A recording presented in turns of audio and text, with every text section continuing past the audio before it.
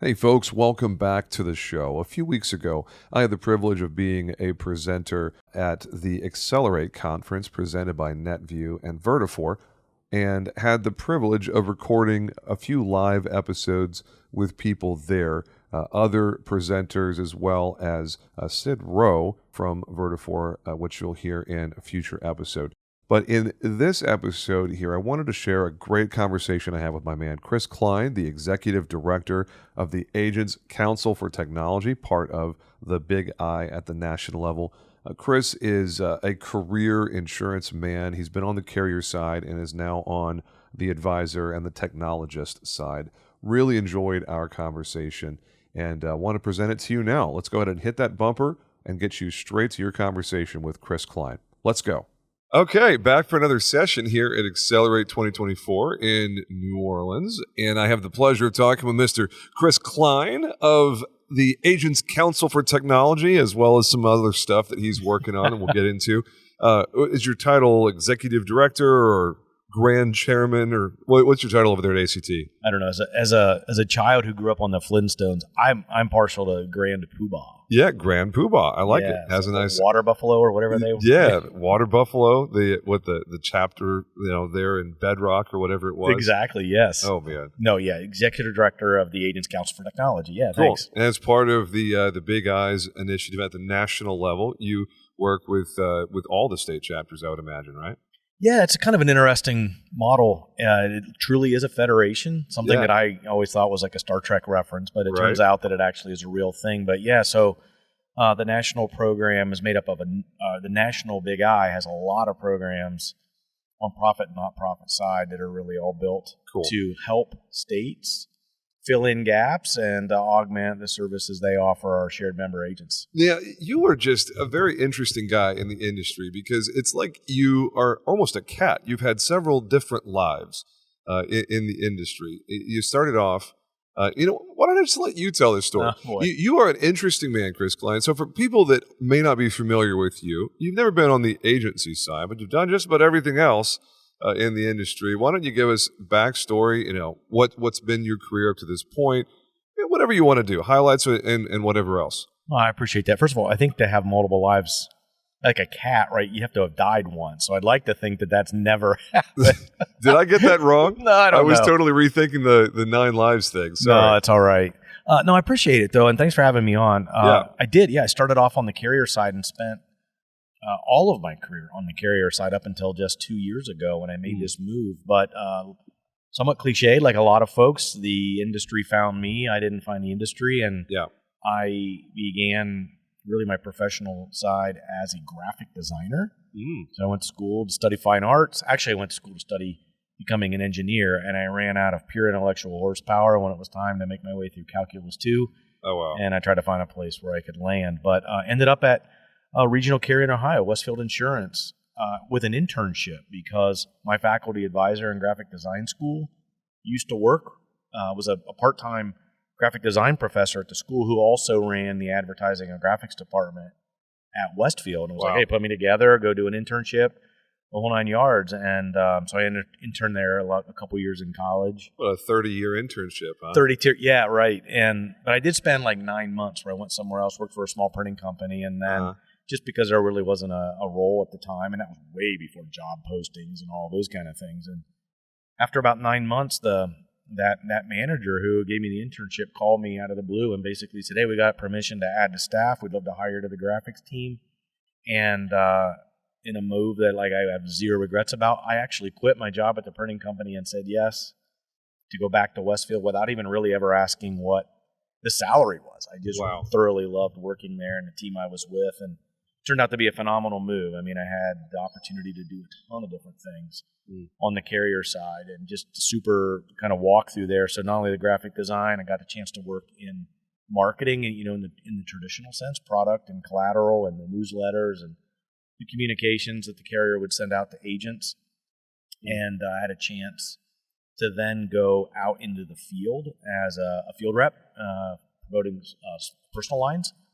Did that for a while, and then had the opportunity to come back into the home office and led, it was called the Underwriting Performance Group, but it was compliance and then employee training.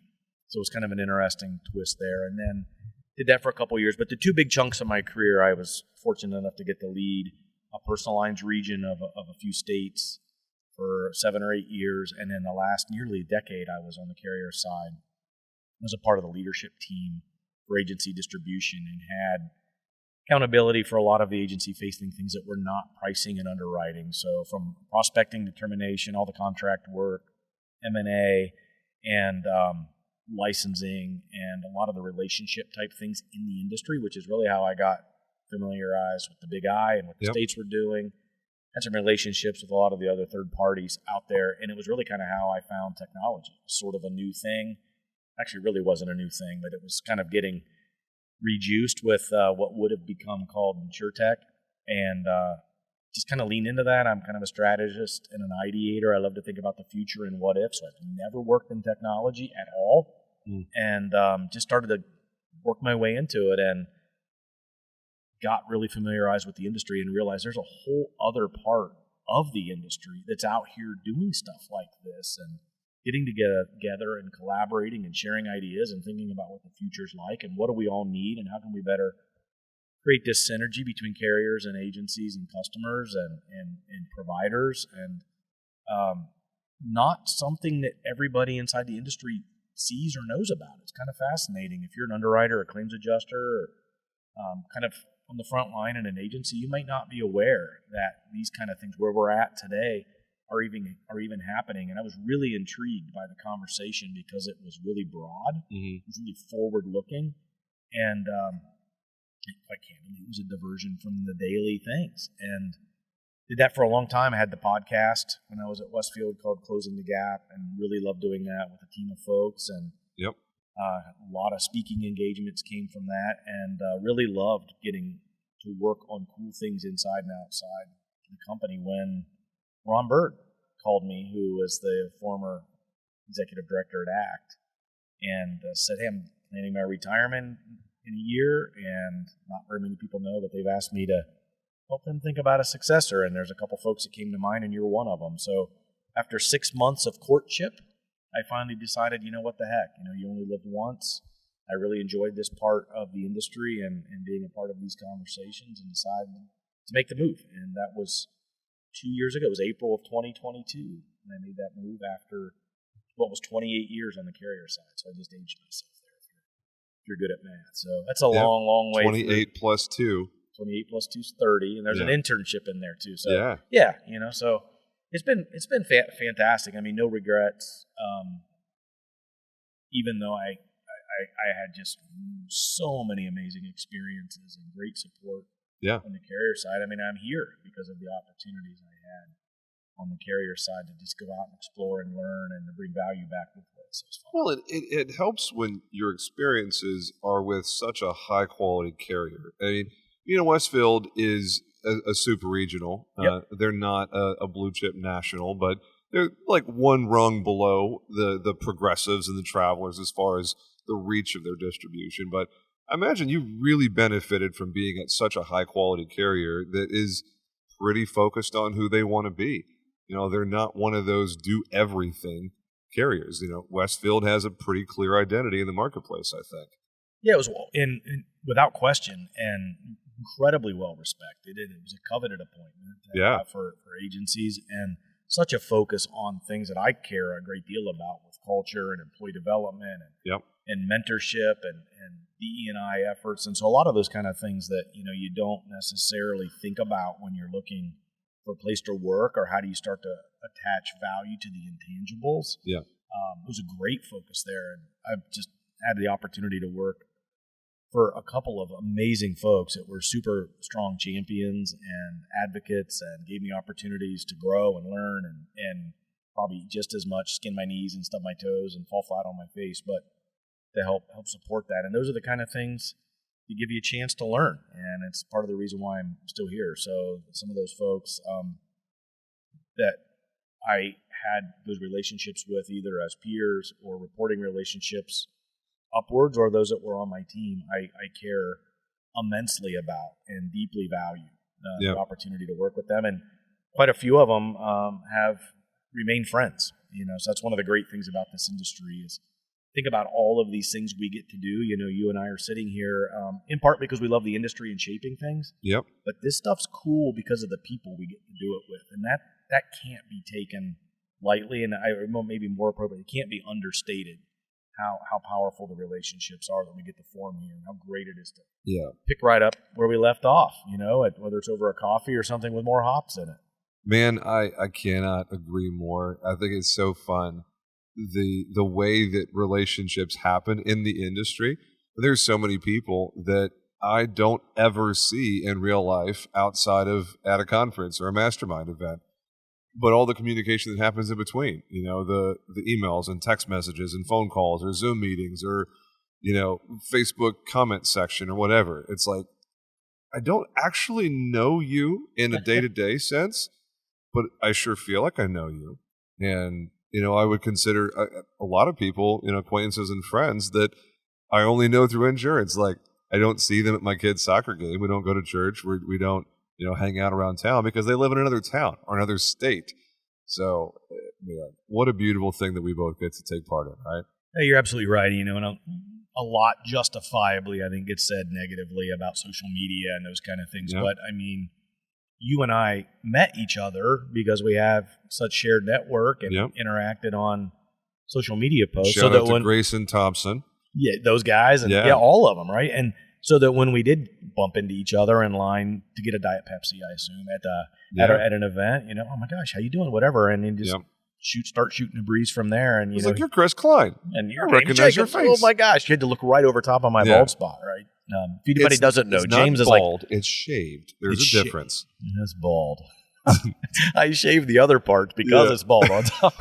I was trying to give you an out. Oh, dude, I started losing my hair in really early in college, and so at that point in time, when there was just, your buddies just abused you nonstop. Like I had no choice other than to embrace the fact that I was going bald. In fact, real quick, a funny story. So I had a group of buddies. We were kind of ragtag, but we had a pretty good intramural softball team at college. We won a lot of things. And we went there and we just looked totally sloppy and had our coolers full of adult beverages, but we won a lot of tournaments. And I was quite a bit heavier back then and could hit the ball a long way. And whenever I would hit a home run, when I would cross home plate, everybody would rub my bald spot for good luck. So there was really no way other than at that point in life to embrace the fact that at some point I was going to be chrome. Yeah, that is a wonderful way to embrace it. I love it. Yeah. So going back to things not involving your hairline, you made the choice to make a pivot and impact the inertia of your legacy, if you will. Yeah. Yeah, because I'm looking at this thing on your pullover here. The book, we're going to talk about ACT for sure. The book is interesting because it's a different kind of book. It doesn't read the same as so many industry books do, where it's teaching someone, well, this is how you do operations or sales or marketing or whatever it happens to be. What was the inspiration for doing a book, other than the fact that you've had an amazing career and learned so many lessons that other people can definitely benefit from? Yeah, that's a great question. Early in my life, I was a science junkie and really into physics and space and the universe, and really got away from that for really no reason. Maybe it was just diving into my career and trying to learn and grow and raise a family, and had spent a lot of time racing BMX and got phenomenal opportunities to travel the country doing that. But I guess now probably 6, 7, 8 years ago, it would have been like when podcasts really became a part of the norm. I not only just got into them through industry podcasts, but started to find other things in the periphery and found a few science-based or more sort of like a fringe intellectual kind of concept out there. And I was listening to a podcast, and I should remember the specifics, but it was along the lines of like black holes and the event horizon, and which is the spot at point which the gravity becomes so strong you can't escape. So super geeky. Yep. And I was thinking about that through the lens of my personal life. And then shortly thereafter, I was listening to something I think it was 7 years ago, Josh Clark had a podcast where he talked about the great filter, which is this concept of something that a civilization or a species must clear or get through their great filter in order to ultimately fulfill what they're here for. Mm-hmm. And not to get, philosophical or too much, but I started to think about, wonder what that might translate to in your personal life or our industry or InsurTech or whatever it was. And so what really then started was me just taking notes of scientific principles that we might all somewhat have some familiarity with from science, physics, math, whatever it was, and started to create a journal. And I got to about 10 or 12 of those-ish with notes about how could those translate into my personal life or our personal lives, professional development, maybe even business. And I thought someday I would do something with it. I was also starting to do more public speaking and thought that it would be great to have like a keynote that would be kind of fun to go do that was a little bit outside of just core insurance. Yeah. And then somewhat prophetically, it hit me between the eyes that our industry had procured the word legacy and applied somewhat of a negative connotation to it. It's like we do when you hear legacy software, you don't think the most sophisticated things. And so, referring to legacy agencies, legacy carriers, legacy employees as being high tenured, lacking innovation. Yeah. And actually I had an agency once say, "Don't call me legacy." And so I was thinking about, gosh, all right, you can do something about it. Yeah. And this all came together with me like refreshing myself on Newton's laws of motion. And it kind of hit me. You can do something about this. You can create an external force and create change. And it was just because I was marinating on this word legacy that this concept of inertia of legacy came together. And that became just one of my scientific principles. And it was just there. It was there simmering. And I was just kind of riffing on that for several years. And then after I made this career move, I really don't even know what compelled me, but it was Monday morning of Thanksgiving week. It would have been 22. And I just woke up that morning. I'd taken the week off and said, I'm going to start writing this darn thing. Like I just felt like it was there. And I started writing the book. Love it. And there was some pieces that were missing, and I knew I didn't have an objective way to articulate this goofy sense about how Newton's laws of motion and the concept of inertia applied to our legacy.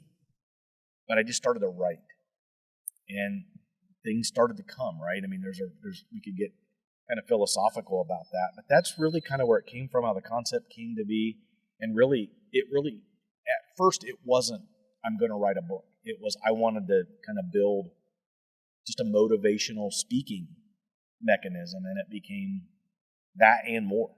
Yeah, it's that and more is an understated way of putting it.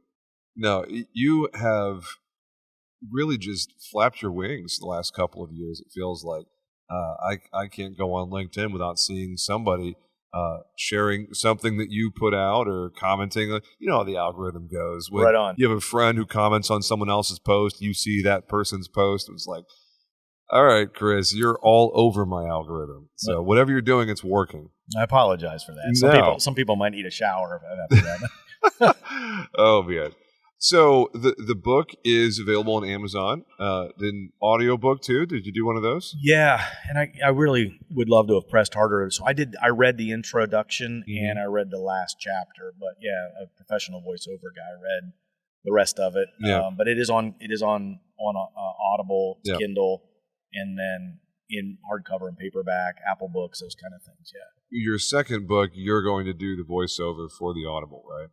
I'm going to definitely champion for that. And so this is an interesting thing. I know you're an author as well. Yeah. People who've listened to the Audible immediately say, my gosh, I know that's you. You can hear your inflection in your voice, your passion for the topic. And that changed when, the person who didn't write the book starts to read. I don't know whether that would have been their epiphany had I not read the rest, but my hope is that people read or listen to the book that don't know me. Yeah. So they wouldn't necessarily understand that nuance. But there are two kinds of audiobooks. One that is read by the author, and one that is read by a professional voice actor. And they're just two different animals, you know. I personally find great enjoyment when an author reads their book because all of the inflection is exactly as they intended because they quite literally wrote the book. Well, you're right. And first of all, if anybody's already read it or listened to it, I'm deeply humbled and appreciate that. But you'll know, if you know me, that there's some like quirky nuance to me putting my personality into this, even though this is bigger than that, at least in my mind. But the professional voiceover person kind of reads through some of that stuff. Yeah.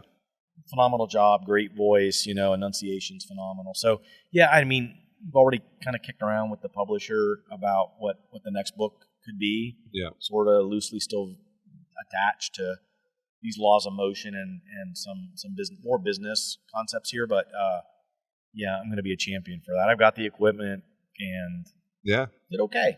And plus it was fun. I just probably have to take more time off work to go do it, which is fine. Well, I mean, at the end of the day, you said it right there. If it's not fun, then why would it be a pet project of yours? If you don't find great enjoyment from it, what are you doing? Why are you doing that? 1,000% agree with you. Yep. It's something that's completely optional. It's not your career. It's not something with your family. So it's like, well, I'm doing this because I choose to. Totally. Yeah. It's part of what I'm talking about. Tomorrow in my session, just self-awareness being an important part of emotional intelligence. If you know yourself, if you know what's driving you, if you can ask yourself, why am I doing this? What is the reason? You're a lot more powerful decision maker.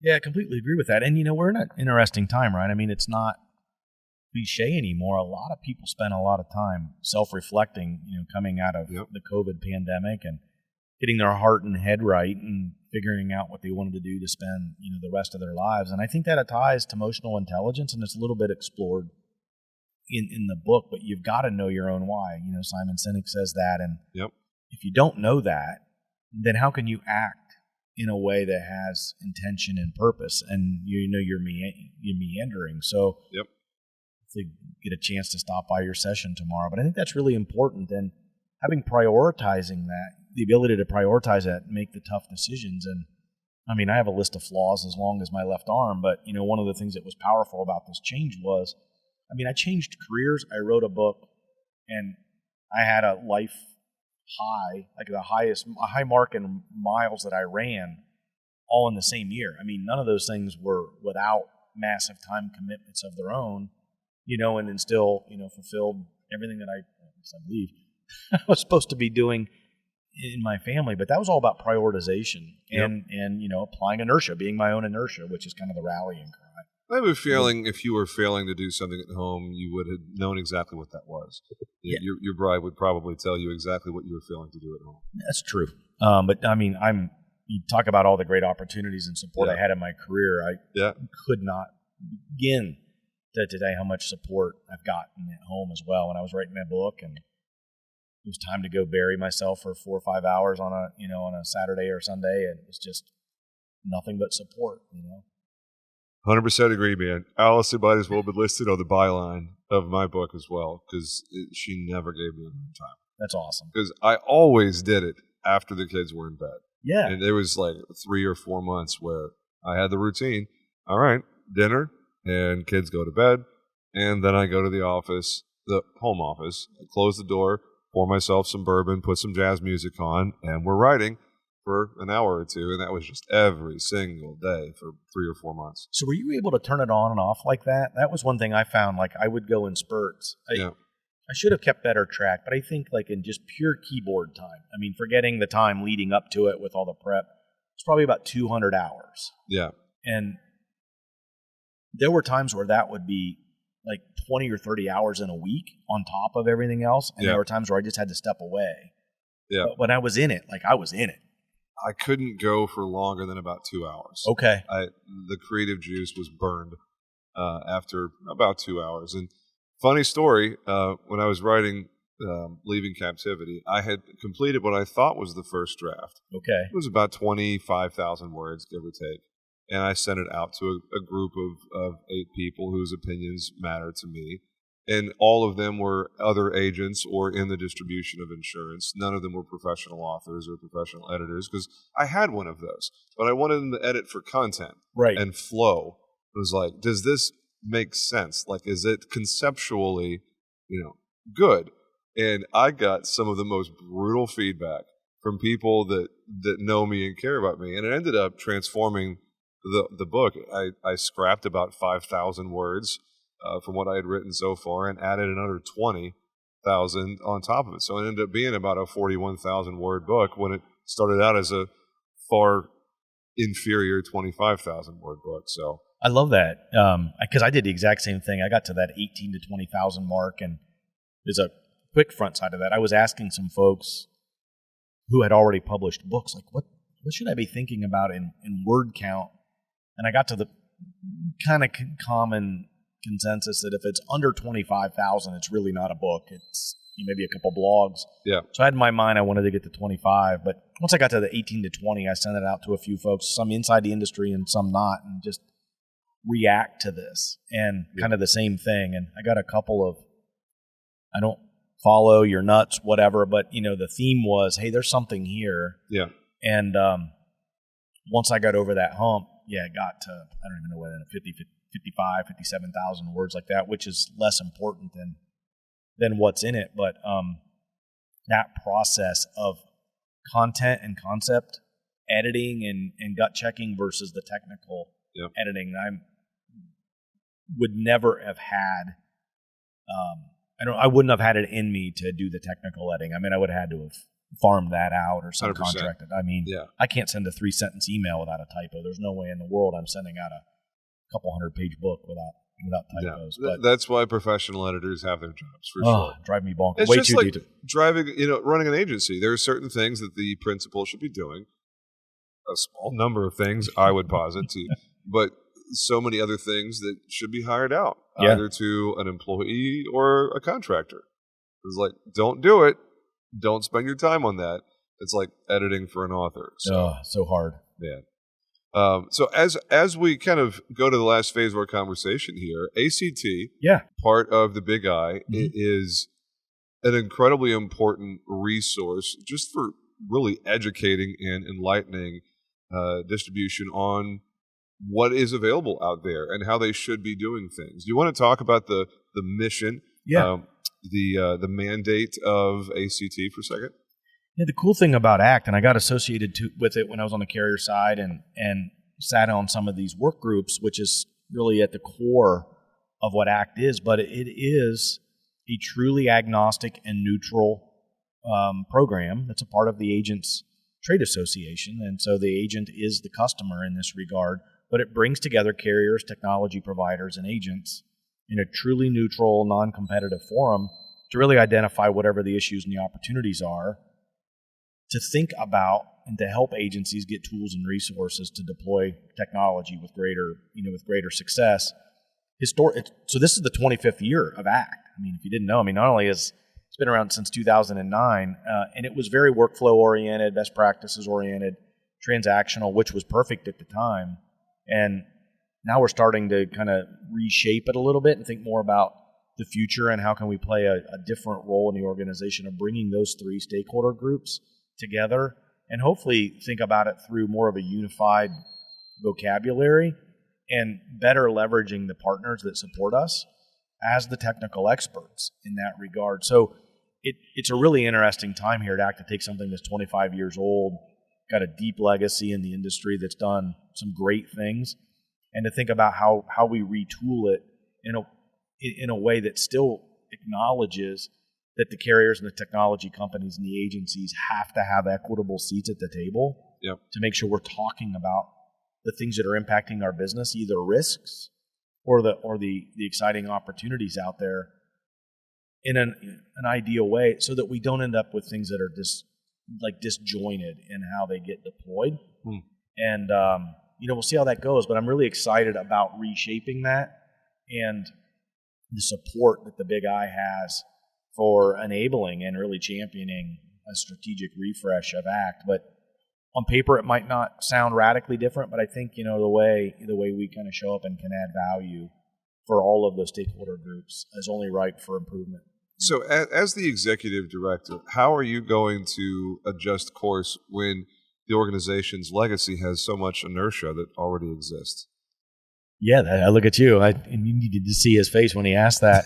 Well, the great thing is, and exciting thing is, and so there's new leadership at the Big I. So Bob retired. Charles Symington is the new CEO, and he's just got a really open mind. He's really exciting.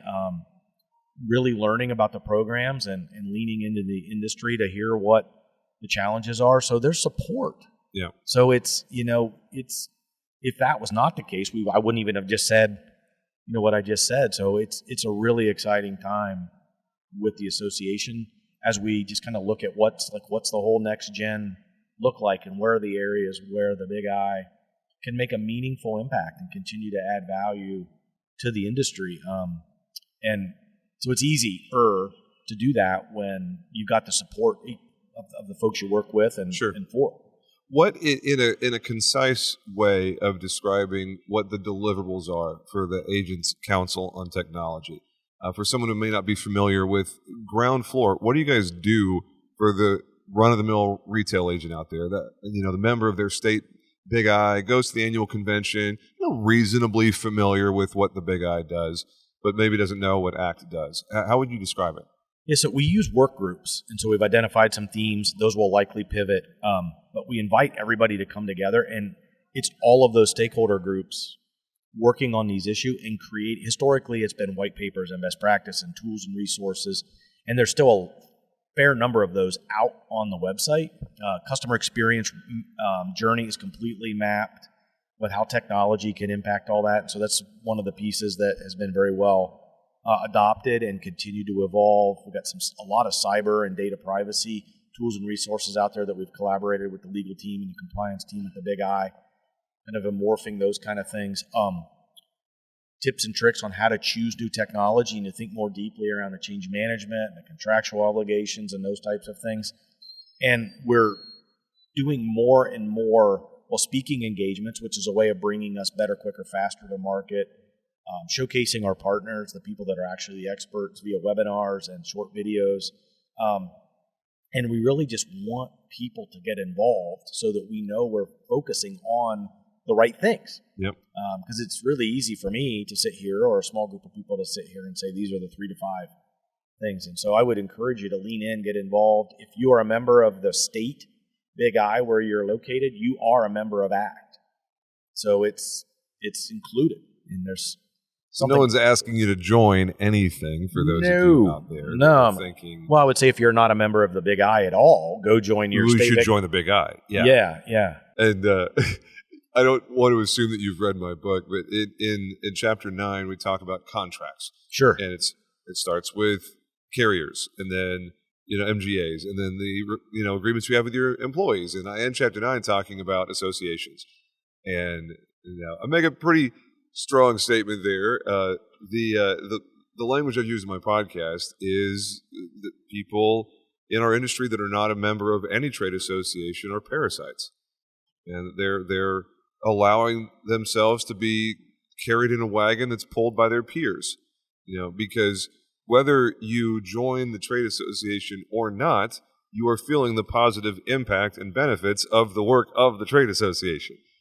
It's like, well, I'll let you use I use the word because it's very intentional. It's like, how dare you say that you're not going to join when the people that are doing that work are benefiting you, even if you're not a member, because the work that they do at the Big I, at ACT, is benefiting the entire industry in the P&C insurance world. It's like, if you're just ignorant of the benefits of joining because no one said, hey, you should join the Big I or the PIA or whatever your flavor of the association is, that's one thing. But when you know what the association does and you choose to not be a part of it, shame on you. Well, yeah, and I appreciate that strong advocacy for us as advocates. And I think at times, if you're looking at your expenses, whether you're an agent, whether you're it's easy to cut. Yeah, you look at it and what's the immediate value, and the way I try to articulate it, like it's I mean, there are some of the programs at the state and national level that have a more immediate ROI. Yeah. But this is an investment in the health of the channel. And so if you are an independent agent or you're a business that needs healthy, viable independent agencies for your success. Well, it's like being a good citizen. Yeah. It's like paying your taxes. Yeah, that's it. Because it funds the police force and the fire department that comes when your house is on fire. The association is basically you're being a good citizen of the insurance industry. It's kind of the same thing, in my opinion. Well, I think that's a great analogy because really the core of it is continually working on trying to have the right conversation with the right organizations at the right time to minimize the number of barriers or roadblocks that it takes for the industry to succeed. That stuff doesn't happen necessarily with a skyrider flying over and banners, and it doesn't happen every day. Some of this stuff takes a long time to manifest, but you have an organization here that, of course, has the agency at the center, but it's truly neutral and agnostic. And we're here for the greater good. And so if those are the kind of things that are important, you can kind of get out of it what you're willing to put into it, which seems counterintuitive, right? You got to spend money and then go donate time. Well, there's some value in that. So we have some partners and some companies and agents that are really involved, and they're finding value. They're getting in front of things. They're helping shape conversations, and others that understand that and they're a little less involved, then that's okay. Yep. But I would encourage any agency listening to understand what your state's up to, and 100%. And because it directly impacts every single agent. It does, yeah, at the state and the federal level. Yeah, absolutely. So it's an interesting model and something that I think people should be involved with. Well, I don't know about you, but I'm really glad insurance is regulated at the state level. I do not want the federal government being in control of property and casualty insurance, because Lord knows they would screw it up 12 ways from here to Sunday. James said that. No. Yeah, right. I mean, there's off and on, there's been pros and cons and different topics, but every state's got something different. Weather patterns and legal environments and those types of things. That's where my head goes instantly. It's the needs of the citizens of Iowa are very different from the citizens in California as it pertains to property and casualty insurance. So, local governance is something I'm a big fan of. Yeah, it creates some complexities. Again, I'm an advocate for it too. But you start to states agencies are now writing in more states. Yep. If you're a carrier trying to balance compliance and contractual language across. Oh yeah. Because as you know, there's some states that have wonky stuff, very different, very weird stuff. But in their world, that's what we do. We're normal. Like the state of Kentucky, where you have to file a completely separate return for the county that you do business in. Yeah, there's Kentucky is like what? What's it right? Like I grew up in Ohio, to work in Ohio, and so you kind of view like Ohio's laws as being the ones that I just base everything off of. But most states have sort of like that pro business, go do your thing, do the right thing dynamic. But there's some very interesting. Michigan's got some unique laws that are hard to navigate with no fault. Auto insurance, the whole no fault thing. It's like unlimited PIP. What? How in the world do you guys have unlimited PIP up there? How does that work? Well, yeah. And then look at the average price of premium up there versus some other states where that's not there. And, whatever. We could get really... Well, sorry. Sorry for those of you that have now turned off this episode because we went into Rambletown. And I'm out over my skis when I get into too much into that kind of stuff. But yeah, there's... It's really complex. Yeah. And it needs to have people that focus on it at state level. Well, when it comes to technology and... wrapping people's arms around it, I think the work that you guys do at ACT is essential as far as just education and empowerment. So if you're a member of the Big I, then keep on looking over here at the camera, because the people that are watching on YouTube are going to see that. Most of the people are going to listen to this on a podcast, so you're not even seeing where I'm looking when I'm glancing over at the camera trying to make a point visually. But if you're a member of the Big I, you already are a member of ACT, the Agents Council for Technology, and you already get to enjoy the work that Chris Cline and his team does over there. So any last words before we go, man? No, I appreciate it. I mean, just the support, the opportunity to talk about the book and some of the creative things outside of that. I mean, one of the things that I've just really appreciate and have grown to appreciate is that everybody is more than just their job title and what they do. And so these opportunities just to sit and chat and get to know people, human beings, what makes it tick, are phenomenal, and why they do things. I love that about what we get to do. And then, for the organization I work for, way more than ACT. And so whether you're looking for hiring, you're looking for diversity, you're looking for best practice information, looking for market access. Yep. There's a lot of stuff going on at state and national level that is all built with this sole intent of trying to help independent agencies. So love it. Take a peek. Oh, that is a not so subtle plug to make sure that you're a Big I member. And if you are a member, then get involved. Take advantage of the resources that are there available to you as a member. And as you may have figured out by now, I think every single person listening to this podcast should be a member of your association. The biggest two are the Big I, the PIA. Pick whichever one that makes sense for you. In some states, the PIA has a much bigger presence than the Big I does. It kind of depends on where you are in the country. But if you're not involved, get involved. There's your call to action. And he is Chris Cline, and he's the executive director of the Agents Council for Technology with the Big I, as well as a published author. You don't know this yet, but I'm going to ask you to fill out a guest information form, and you can put the links and all the stuff there. Send me a headshot and all of that. Cool. So if you're thinking, wait a second, how's my information going to get out there?